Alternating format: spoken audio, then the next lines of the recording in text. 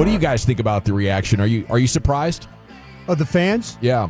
I was a little bit. And, I always like to kind of try and get the pulse. And, the comment section, a lot of people were going in and saying, nah, man, you're wrong about this. No, you're wrong about that. And, no, we're okay. We'll be fine, and the picks, Micah, this and that and the other. And you guys were telling us this. And, and so you kind of get an idea of what everybody's thinking. But for the most part, it was like, hey, we're moving on. Good for Micah. Never did this, never did that. And I'm like, and I was, to be honest with you, I was surprised of how many people, and I want to say it was more like a 60-40 for, hey, everything's going to be good. And I was surprised about that. I think I'd go higher. And I wonder why. Why? What's the main reason? I think the moment fans really started to turn on Micah was when he had Jordan Love on the podcast after that Green Bay loss at AT&T Stadium. And it's like, dude, they just got the 2 seed. He had a 16-game, whatever it was, home winning streak. We talked about at the time, it seemed like this is your best chance that you've had during this drought to finally make it back to the conference title game. You've got 2 home games if you win, and then it's okay, we'll play San Francisco or whoever ends up making it. But when you have Jordan Love and you're chumming it up and joking around 2 weeks after they just kicked your ass and urinated all over the Star at AT&T Stadium, it was like, come on, man. You're fraternizing with the enemy over there. Like, we're still not over it. You clearly look like you are. How much do you care? Yeah, it's a great point. That was extremely frustrating. And then I think a lot of people are pointing to the small sample size of the postseason and how he hasn't been a total game wrecker in those games. And then you couple the fact that he's pouting and requesting a trade and saying, I don't want to be a Cowboy. All of those things end up irking a fan base. Yeah, I think all of his biggest games have come week 8 or earlier. I was looking at that last night and this morning. I think the lack of edge setting is a real thing. Although he's a productive run defender, he's better than average at it. I guess he's not a complete edge. The podcast is there. The big games are there. What would be your answer, Brian, on why fans, are happy? It looks like I was wondering if they believe in the Cowboys team building philosophy changing. That's to me is why I'm like, okay, cool. And instead of paying your own guys and locking in, I think this might represent a philosophical shift of how we're going to get after it. And they just have never built a physical defense that was tough up the middle. So I hope this is the first sign that Schottenheimer has convinced the Joneses, guys, what you've been doing for the last 15 years is not what is going to win today. What's going to win today, you really need to be able to stop the run. Yeah. And I just haven't seen the Cowboys care about that in my decade and a half covering them, Brian. Yeah, I think that the biggest issue, though, with the whole thing, I think when you start to talk about the defense, and the Cowboys made such a big point about the emphasis of playing better run defense, and this should have been something that was even done before this whole Micah Parsons thing went down. Oh, absolutely. 100%. You had a whole off season too. If you were this concerned about the run defense, make a separate trade for a defensive tackle. If obviously Kenny Clark was on the market, could you have made a call for Kenny Clark? Were the Packers interested? But could you have made other calls? There could have been other things that you could have done. You're making us feel like that this Kenny Clark, as part of this trade, is going to fix your run defense. Yeah, that was gaslighting. And Kenny Clark's a good player. And there's going to be pressure on him to help with the run defense, and he's capable of doing that. Absolutely. Guy played hurt last year and, towards the end of the season, from what I understand. But it's one of those things where I think with this is the questions that I have. And I think that I would have stood up in the meeting if they said it was unanimous. Yeah. This is where I would have stood up in the meeting and I would have said differently. Or I would have asked this question. I would have been the one guy that would have been like, well, okay, why? Why are we doing this? Because if we have this much confidence in our offense, and I'm saying as an organization, maybe the media doesn't have any confidence, but obviously the front office does. They're looking at the thing with George Pickens and Lamb and Ferguson and Dak and all that. There's, but they go out and draft offensive linemen. Got a couple of young guys that are going to have to play. But they seem to have really a lot of confidence in what their offense potential could do with Schottenheimer calling plays. if in fact your offense is successful, you're going to put teams in run situations, or excuse me, pass situations. Mm-hmm. If you're a team that's scoring points and you're putting it happened in 2016, right? Mm-hmm. All of a sudden you're putting teams in bad spots where they're having to chase points against you. You naturally take teams out of the run. What's the answer going to be if in fact your offense is good and you have no answer for how to create pressure to end games? You've taken that option away from you. So I was getting encouraged by Diggs coming back. Good news. Micah being a part of this. Good. That could have been really good news. But to now I have questions that if their offense is really good and teams are chasing points, yeah, they automatically don't run the ball on you anymore. They're going to start to throw. And are you capable of generating enough pressure and sacks in order to keep people from beating you by just giving up on a player that probably could do that for you in games? Nowhere close to where you were with Micah Parsons, that's for sure. When it comes to pressure, you're going to have to hope that as a put it together, and maybe you can be average. I just, and I'll take your point. Like Kenny Clark does not fix your defense. This trade doesn't make them a balanced defense all of a sudden. But if you would pay Micah after the draft they just had, where they take more pass defense players in Revel and Ezraku, and how bad Mozzie Smith has played, you're looking at no money again to make your run defense physical and good next year. So then you'd have to spend all your draft resources in a year where you probably need wide receiver 2 and running back, and you might need another offensive lineman depending on how these guys play this year. I would, if it was me, I earmark these picks, potentially the extra picks, to getting the quarterback. That's the first thing I think of. Which I'm with you 100%. I am not. I think you have to. These next two quarterback drafts are good. If you really want to potentially free up some money, think about that one.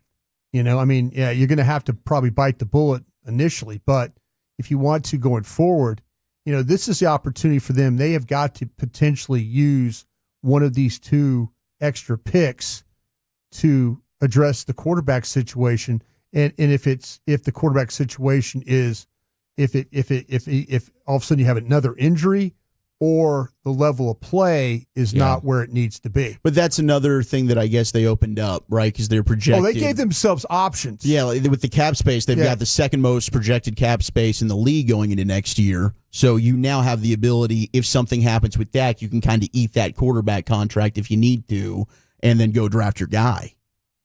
What'd you think about the video posted of Micah celebrating last night with his mom? It was kind of cool in a way. Like, I think every son wants to have that moment, but I think a lot of Cowboys fans were watching that and felt like he was celebrating the fact he was leaving Dallas. I was happy for him. Yeah. I mean, and now it's his mom doesn't have to work again. It's like all of our dreams growing up. If you love your mom, right? It's like my mom doesn't have to work. She can retire. I've taken care of you, Mom. So I didn't think of it as like a negative, he's dancing on the he got what he deserved, and that was his money. Well, the flip side of that, I heard the Cowboys front office was celebrating themselves last night. So I guess they were, they've got a plan, and they felt like they executed it, and they've moved on. Micah's moved on, and here we go. I mean, just looking at it objectively, like taking away the emotion and who the player is, if you do well with that $40 million that you were going to pay to Micah Parsons, like let's say you find a collection of players that impacts winning more and you get the 2 first-round picks, I think it's genius, and it's not very often that multiple picks are getting traded for players that are as good as what they were, or the team that ultimately made that trade is happy that they did it. Yeah, I think you got to take this money and start worrying about getting, I don't know about Bland, but I would try and get Smith done, and I would do something with the kicker. I would try and maybe knock those two out. I know it sounds crazy. That kicker is a weapon for you right now, and that kicker money is only going up. So that'd be a kick in the junk if all you get is, re-signing your own players. Well, no, I'm just saying though, I would start with an all-pro player is what I would do. That left guard is what I would try and do. I'd try and get him done.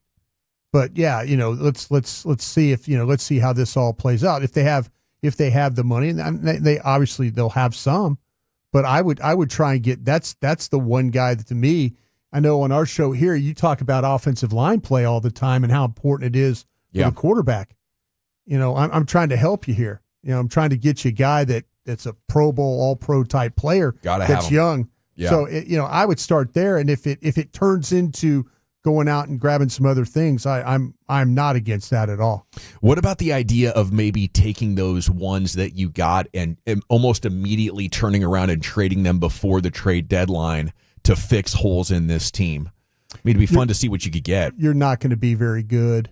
I don't think you're going to be very good anyway. I think this is a year where we talk about 9-10 wins at the most. Now without Micah, maybe that's 1 or 2 more losses right there. I don't know if to me, I just do all I can to get what young players I have, get Ezra Rocco going the right way, make sure Booker's going the right way. This to me is a season where if I'm going to fix in holes, I'm going to do it at a later date. I'm not doing it now for probably a 7 or 8 win team. Yeah, agreed. And that's what's funny about him trying to spin it like, oh, this makes our team better right now. It doesn't. Yeah, it definitely really does. It really not. does. Yeah. It does not. And like I say, you were a team, and this is the argument, not the argument. This is what people were pointing out to me in the comments last night. They're like, "Hey, Broadus, but this guy on the team, you still weren't making the playoffs. You were still losing games." I mean, they're talking about like last year. Yeah, they were bringing up the fact that you guys act like that Micah's this great player.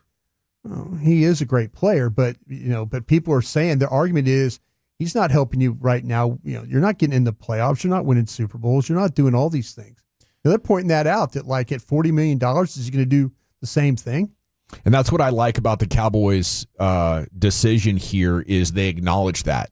And instead of saying, let's keep spending money on something where we know what the result is going to be, but at least we can have fans happy and excited that Micah Parsons is on the team and that we're getting all these sacks and maybe we could finish 500. That's what they did in 2011, 12, and 13 when they were really a rebuilding team, but they had D. Ware and Romo and Dez, and it was exciting, and it was engagement farming. Instead of doing that, they've said, well, if we're not going to win here over the next couple of years, why do we need to keep throwing money at it and continuing to put ourselves deeper and deeper into cap hell? And I think it's interesting because this same offseason, Green Bay has done that too, and Pittsburgh has done that too.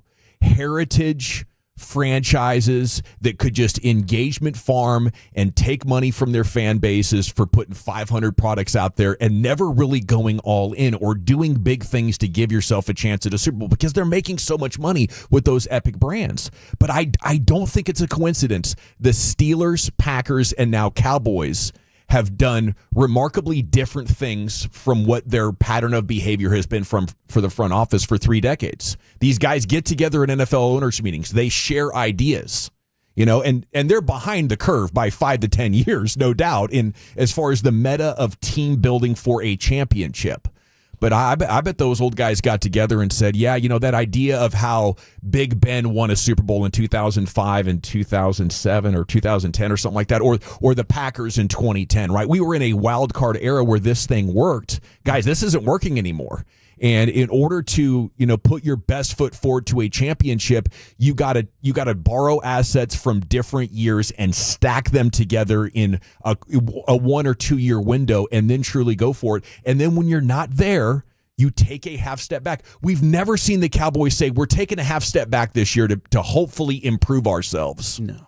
I think this is the gambler being back. This is Jerry saying, wow, this is a big chip to throw on the table in hopes that it's going to bring us closer to a championship in the future. If that was the case, then you don't put Kenny Clark in the deal as a win now veteran who's probably going to be here for 1 season. Yeah, you get a young player that could take you into the future, or just another draft pick to help actually restart this. If this was something that they did at the beginning of the offseason, you would say, okay, you made that decision. Yeah. No, that wasn't the case. Micah forced Jerry's hand. Yeah, Jerry got upset. I would love this to be the case. Well, Jerry they were just going to pay him. I think in this theoretical scenario, maybe Schottenheimer is talking about this. Guys, we can't continue to just try to make the playoffs every year and think we're ever going to get there. Next year, our defense is going to be unphysical and suck against the run again. and again the next year. Like, we don't have the resources. The only way we get the resources is if we take them from somewhere else. And Jerry didn't want to go there because Micah Parsons is a star, and he never trades stars. But the emotion of this week got him to agree with other people in the organization that did want to make that philosophical shift. I could buy the shoddy angle of that 100%, but from Jerry and Steven's perspective, like, they were ready to write that check. And if Micah doesn't end up saying, oh no, I need to get my agent involved and we're restarting the negotiations, which is what triggers Jerry to be ticked off now and feel burned, this never happens. Yeah, they were doing revisionist history and gaslighting about, Kenny Clark and how everything's developed over the last 6 months. Todd Archer really had a nice Q&A with him where he kind of got him. Like, if you'd been thinking about this since March, why wasn't this on the table around the draft?